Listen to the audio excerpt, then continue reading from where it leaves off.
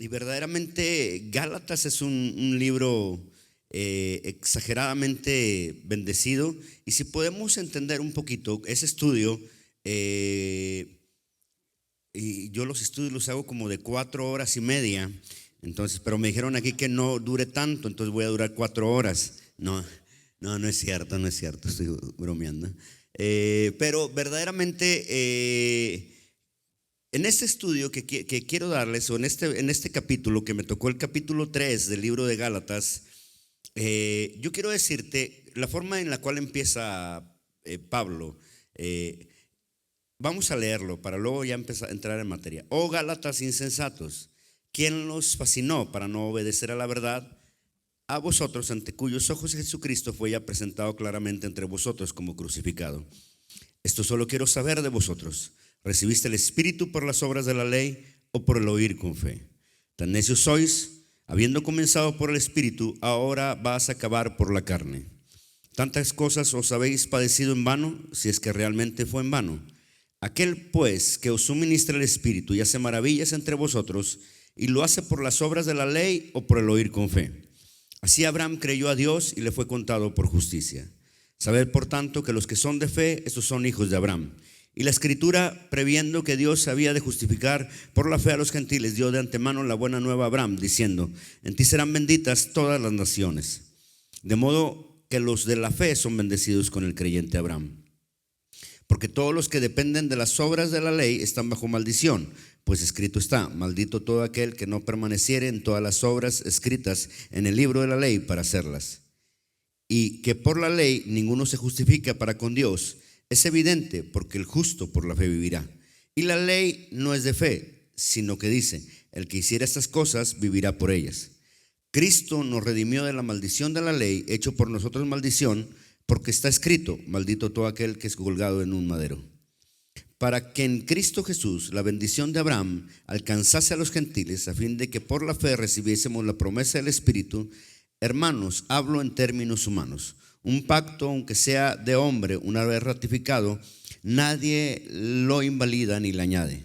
Ahora bien, a Abraham fueron hechas las promesas, y a su simiente, y no dice a las simientes como si hubieran sido muchos, sino como de uno, y a tu simiente, la cual es Cristo. Esto pues digo: el pacto previamente ratificado por Dios para con Cristo, la ley que vino 430 años después, no lo abroga para invalidar la promesa.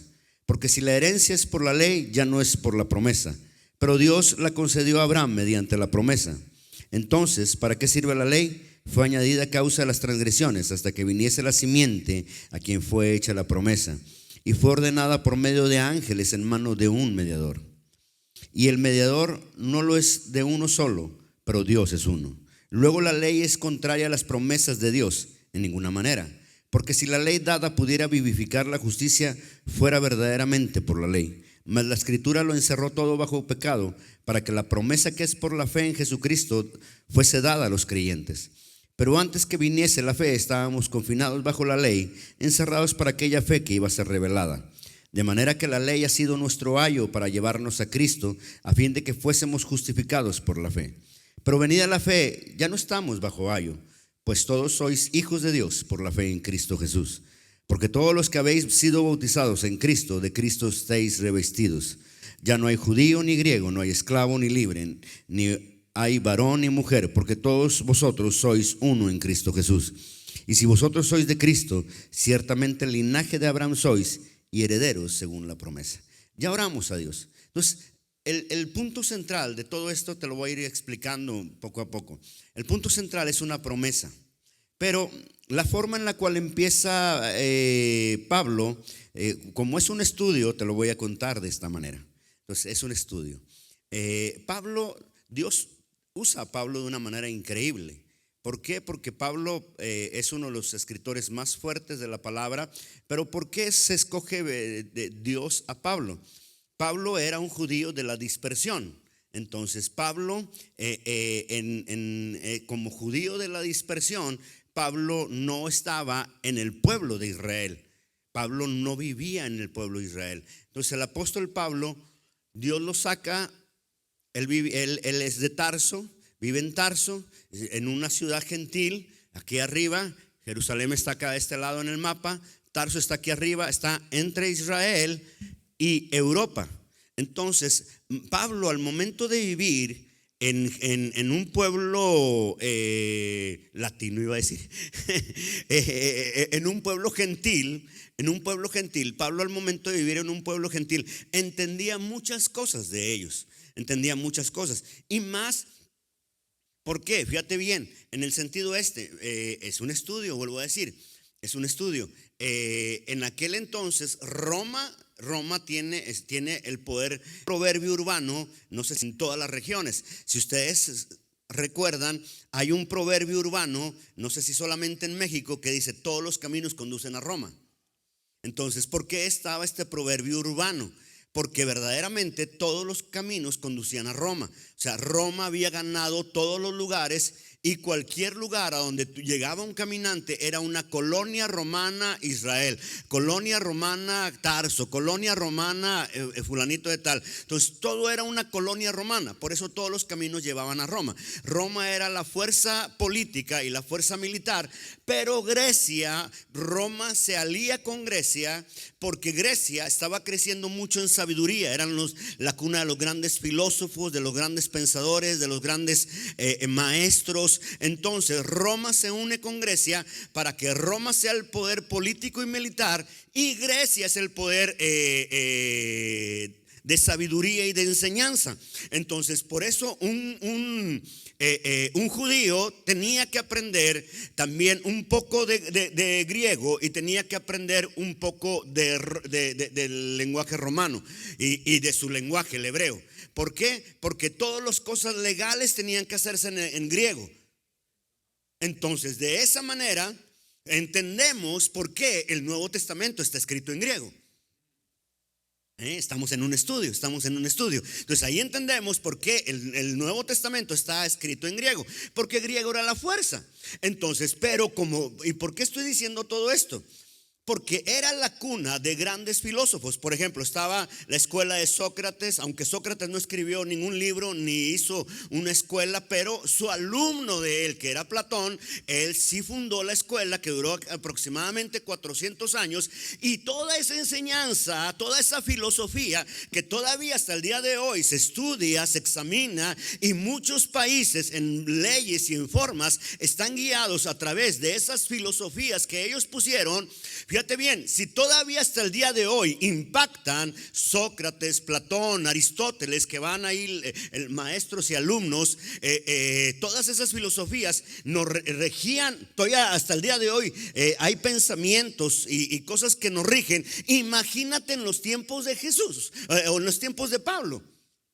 Era fuertísimo todos esos pensamientos. Entonces todas esas filosofías y todos esos pensamientos entraban a la iglesia. Por eso Pablo empieza el capítulo 3 de esta manera: oh Gálatas insensatos, ¿quién los fascinó para no obedecer a la verdad? Entonces Pablo mete esta discusión de esta manera, o esta plática de esta manera, o esta escritura de esta manera, porque fascinar es alguien que te enseña algo que tú te quedas encantado con lo que te está enseñando. Tú puedes decir cuando escuchas a un predicador: me encantó su predicación, me gustó mucho, quedé encantado con su predicación. Y eso es fascinar. Entonces y esa situación, el vivir fascinado, dice: oh Gálatas insensatos. Insensato en nuestra cultura puede sonar fuerte, pero verdaderamente en otras culturas no es tan fuerte. Por ejemplo, en esta cultura el decir insensato no es tan fuerte. Solamente está diciendo: no estás pensando correctamente, no estás pensando como deberías de pensar. Eso es lo que quiere decir Pablo en el griego aquí. No es como nosotros. Si una persona llega y te dice: eres un insensato, creo que te ofendes y te pega. Pero aquí es diferente.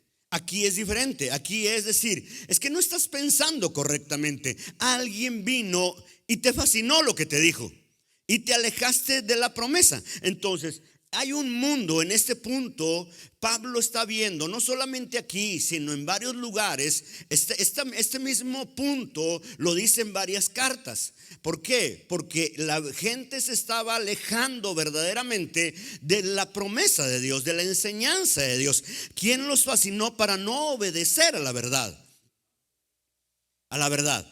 A vosotros, ante cuyos ojos Jesucristo fue ya presentado claramente como crucificado. Entonces es un mundo alejándose de la promesa. Gálatas insensatos, una persona sin sensatez, cualquiera lo puede mover. Una persona que no es sensata en su manera de pensar es una persona que se deja llevar por cualquier enseñanza. Si tú escuchas el día de mañana en internet una enseñanza diferente a lo que te están mostrando aquí, una persona que no tiene una sensatez y que no tiene, vamos a decirlo así, ¿qué es sensatez? Una fuerza en su pensamiento. ¿Qué es una fuerza en el pensamiento? Una fuerza en el pensamiento es que con lo que tú agarras, te tomas y te casas, nadie te mueve de eso. Esa es una persona fuerte de sensatez. Es de que diga, ¿sabes qué? Tú me podrás venir a mí a decir lo que quieras, pero a mí me han enseñado de la palabra esto y esto, y de aquí yo no me muevo. Aunque pueda venir a escuchar. ¿Por qué? Porque ahorita hay muchas corrientes. En ese entonces había varias corrientes. Había muchas corrientes. Entonces hoy sabes que la pandemia nos dejó muchas cosas buenas, pero nos dejó también muchas cosas peligrosas. Y una de las cosas peligrosas que nos dejó la pandemia es de que ahora todos quieren enseñar y muy pocos quieren aprender. Si muchos quisieran aprender, este lugar estuviera lleno. Pero como no todos quieren aprender, pero muchos quieren enseñar. Y ese es el peligro. Que hay gente que piensa que porque tiene una experiencia, solamente una experiencia con Dios, ya puede convertirse en maestro. Y verdaderamente no. Una experiencia con Dios no te convierte en maestro. Maestro es algo mucho más. Y esta situación de pandemia nos enseña que cualquiera puede agarrar una cámara, un teléfono y enseñar a través de una red social. Y eso hace que mucha gente que no es muy fuerte en su manera de pensar sea movida de aquí para allá. Y creo yo que por eso mucha gente no ha vuelto a las iglesias. ¿Por qué? Porque fueron movidas de su manera de pensar, fueron movidas de su manera de creer, fueron movidas de su manera de entender el evangelio, fueron movidas de su manera de creer en el evangelio, de entender el evangelio, fueron movidas y por eso no quieren regresar. ¿Por qué? Porque no fueron tan sensatos en su manera de pensar, en su manera de creer, en su manera de captar. Y vino una ideología diferente, un tema diferente y se movieron. Por eso dice, oh Gálatas insensatos, ¿quién los fascinó para no obedecer a la verdad? Entonces, el mundo se alejó de la promesa de Dios. Y ahora lo podemos ver. La situación, mira, Dios me ha permitido ir a predicar a muchos lugares, en muchos países. Tengo amigos en muchos países. Precisamente ahorita llegó a Monterrey un hermano de Italia que nos está presentando un proyecto en el cual vamos a mandar predicadores y jóvenes a predicar a Europa. Dios me permite a mí ser el director de este movimiento que se llama Avivando Europa, y vamos a llevar congresos a Italia, Francia, Suecia, España, Rusia, hasta Israel. Entonces, y todos dicen algo. Hay mucha gente que ya no volvió. Y todos tienen la misma situación. La gente entregó lo que Dios le había dado, lo que Dios tenía para ellos. Se alejó de la promesa de Dios. Y hay mucha gente que no va a ningún lado, solamente se alejó. El mundo hoy se ha alejado de la promesa de Dios. Y esto es lo que dice Gálatas. Gálatas está hablando acerca, el punto principal del capítulo 3 de Gálatas es que hay una promesa y que el mundo se alejó de la promesa. Pero ahora vamos a ver cómo Dios mandó la promesa hacia la tierra. Versículo 8 dice, y la escritura previendo que Dios había de justificar por la fe a los gentiles, dio de antemano la buena nueva a Abraham, diciendo: en ti serán benditas todas las naciones. Entonces, en un momento en el cual el mundo se aleja de Dios, lo que hace Dios, vamos a decirlo así, desde Adán, el hombre se ha alejado de Dios. Desde Adán al momento de entrar, y fíjate, todo es lo mismo, lo que expliqué ayer. Adán come de un fruto que se llama el fruto de la ciencia del conocimiento del bien y del mal, y cuando Adán come de ese conocimiento, Adán dejó de entrar a su cuerpo un conocimiento diferente. Y cuando Adán comió de ese conocimiento y lo dejó entrar en él, fue corrido del huerto del Edén, fue sacado del huerto del Edén, porque si no iba a ser algo diferente del huerto, del plan original de Dios, lo iba a cambiar. Lo iba a cambiar. Entonces, ¿por qué? Porque ya tenía otro conocimiento y tuvo que ser expulsado del huerto del Edén. Y ahí el hombre entregó todo, lo que ayer decía. Cuando falla Adán, o cuando va a fallar, Dios le dice: no vas a comer de este árbol, porque si comes de este árbol ciertamente morirás. Y yo te hago una pregunta: ¿alguien vio morir a Adán en ese momento? No.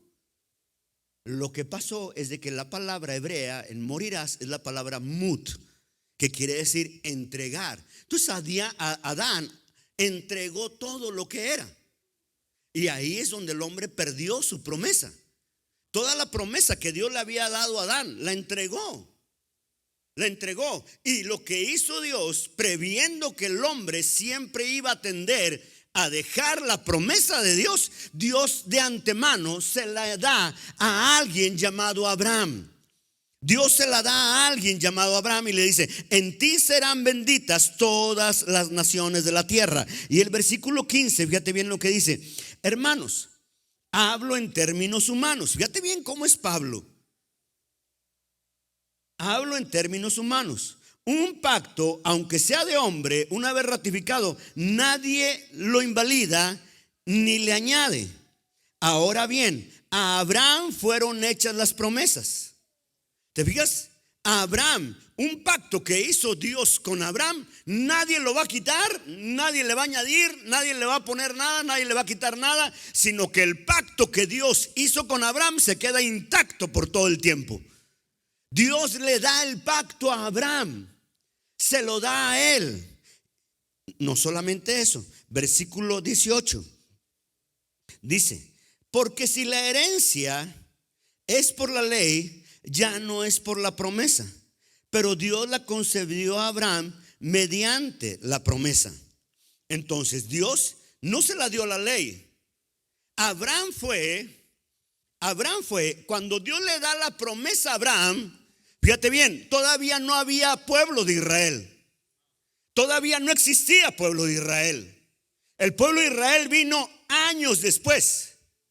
430 años después sale un pueblo de Egipto y llega a una tierra prometida y se convierte en el pueblo de Israel. 430 años después.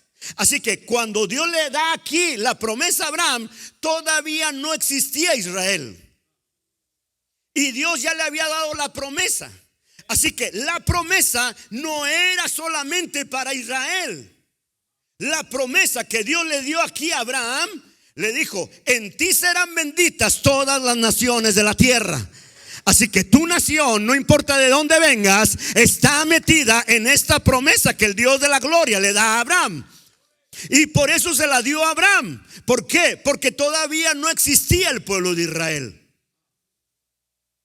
Para que una vez, cuando existe el pueblo de Israel, a través del hombre que los saca de Egipto, les da la ley. Y Abraham nace con la ley de Dios.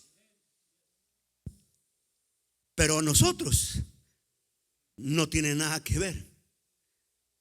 Porque a nosotros lo que nos interesa es la promesa acá, antes de que Israel se hiciera nación. ¿Sí me estoy dando a entender? Amén. No, nada más 2 personas me dijeron que sí.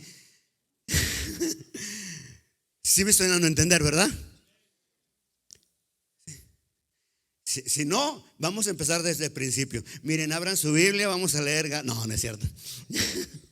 Entonces, esa promesa fue dada a Abraham 430 años antes de que fuera el pueblo de Israel. Fue dada la promesa a Abraham para decir que esa promesa queda en él y que a través de él iban a ser benditas todas las naciones de la tierra. Pero ¿cómo era el plan de Dios? Fíjate bien, porque esa promesa tenía a alguien que era el dueño de esa promesa. ¿Por qué Dios se la da a Abraham? Fíjate bien, versículo 16. Ahora bien, a Abraham fueron hechas las promesas. Pero dice el versículo 16, y a su simiente. No dice y a las simientes, como si hablase de muchos, sino como de uno, y a tu simiente, la cual es Cristo. ¿Por qué? Porque a Abraham le dieron la promesa. Todavía no existía el pueblo de Israel, pero Abraham, esa promesa, por eso se convierte en el padre de la fe. Esa promesa se la iba a dar a Jesús. Brincando aquí todo el legalismo de la ley, 430 años y luego 2000 años después, acá de este lado se la iba a entregar a Jesús. Porque el verdadero dueño de esa promesa era el Cristo de la gloria. Amén. El verdadero dueño de esa promesa era el Cristo. No más que se la dio a Abraham. Abraham brincó la ley y Abraham se la da sin atravesar la promesa, la ley, se la da al Cristo de la gloria. Para él era destinada. Vuelvo a repetir. Ahora bien, a Abraham fueron hechas las promesas y a su simiente. A su simiente. Fíjate bien lo que dice el versículo 18. Dice, porque si la herencia que es por la ley, estos 2000 años de ley, estos años de ley, si la herencia, dice, porque si la herencia que es por ley ya no es por la promesa, pero Dios concedió a Abraham mediante la promesa. O sea, está diciendo, la promesa no tiene nada que ver con la ley de Moisés, porque se la dio a Abraham 430 años antes, para que Abraham le diera la promesa a nuestro Señor Jesucristo. Hasta aquí voy bien, hasta aquí voy bien. Amén, amén. Entonces, dice, entonces, ¿para qué sirve la ley? Fue añadida a causa de las transgresiones hasta que viniese, fíjate bien. Entonces, ¿para qué sirve la ley? Fue añadida a causa de las transgresiones hasta que viniese la simiente a quien fue hecha la promesa y fue ordenada por medio de ángeles en manos de un mediador. Aquí está muy claro, te lo vuelvo a repetir. Entonces, ¿para qué sirve la ley? Fue añadida a causa de las transgresiones hasta que viniese la simiente, que es Jesús, y fue ordenada por medio de simiente a quien fue hecha la promesa y fue ordenada por medio de ángeles en manos de un mediador. Entonces, ¿qué es esto? La ley fue, cuando está aquí la ley, toda la ley se convierte en algo, porque la ley sí tiene una validez. Pero ¿qué es la ley? La ley es el maestro que nos lleva a Cristo. Fíjate qué interesante es esto. Estamos en un estudio. Entonces, Dios le da la promesa a Abraham. 430 años. Dios le da la promesa a Abraham. El pueblo se mete a Egipto. Dura 400 años, sale de Egipto. Mientras están en Egipto, en el desierto caminando, llega la ley. Entonces se hace un pueblo y se constituye como una ley. Pero ¿qué hace la ley? La ley es muy importante. ¿Por qué? Porque la ley, aunque la promesa no tiene nada que ver con la ley, pero el trabajo que hace la ley es ser el maestro de todo el pueblo de Israel para llevarles y decirles: tienen una vida de pecado, tienen una vida mala, su forma de vivir no es correcta, tienen que conocer al Mesías. Entonces la ley lleva a todos a Cristo. Por Por eso Jesús dijo: yo no vengo a romper la ley, ni a quebrantarla, ni a invalidarla. Porque la ley siempre va a llevar al hombre a decir: el hombre es un pecador y necesita a Cristo. Para eso sirve la ley. ¿Te fijas todo el plan maravilloso de Dios aquí en el Gálatas 3?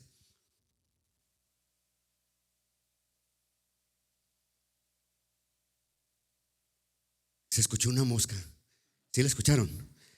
Están bien callados, me ponen nervioso.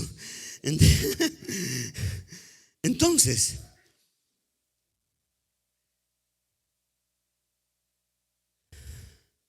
y sin embargo Dios otorgó a Abraham su favor en forma de promesa.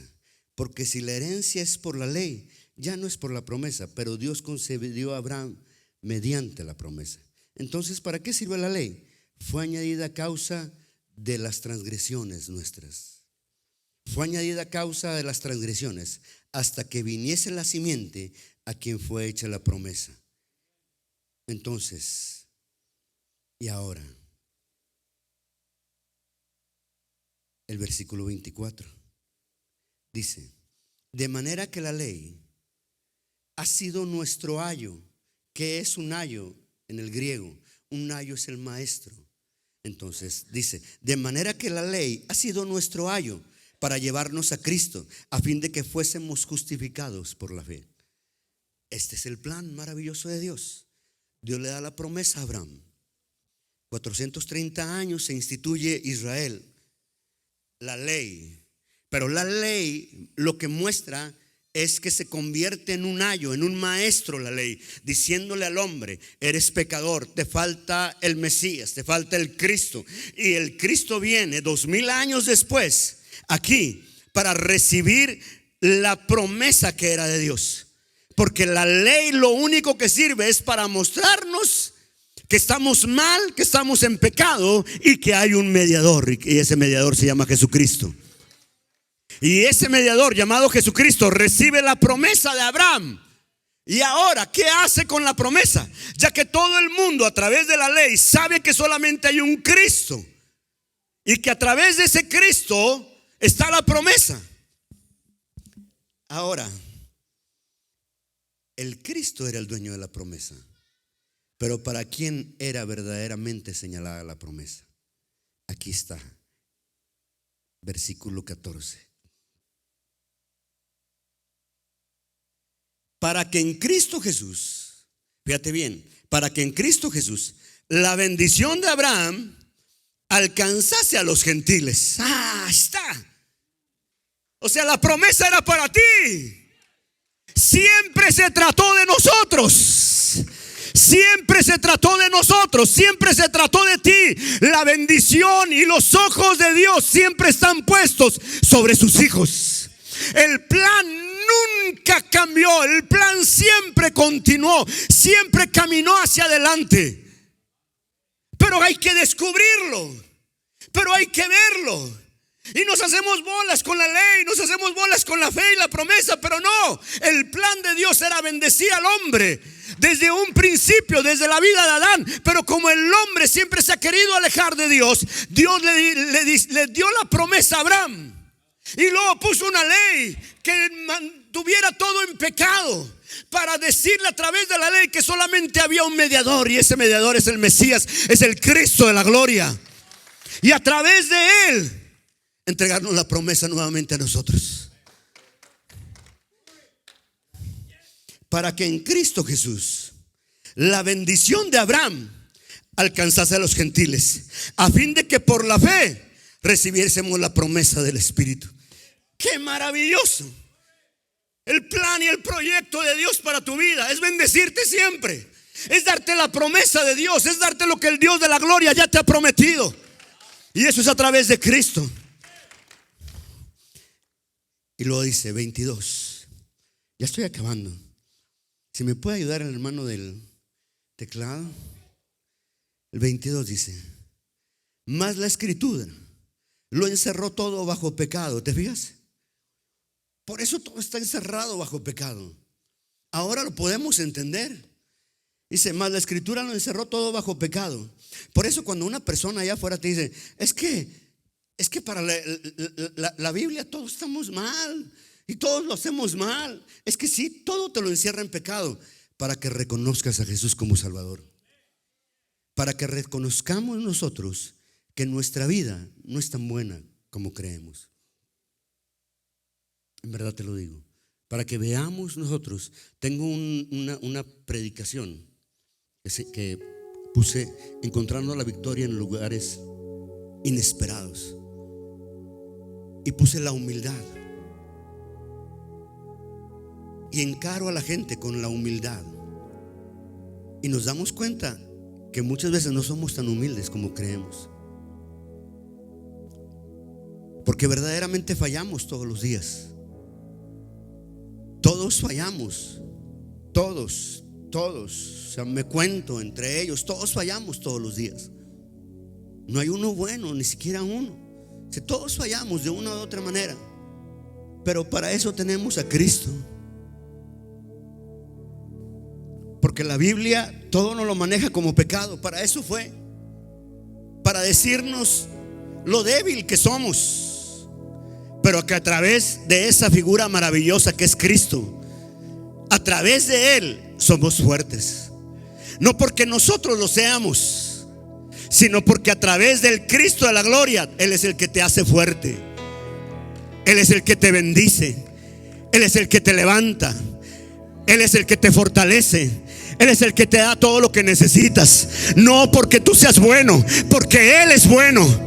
No porque tú seas suficiente, porque Él es suficiente.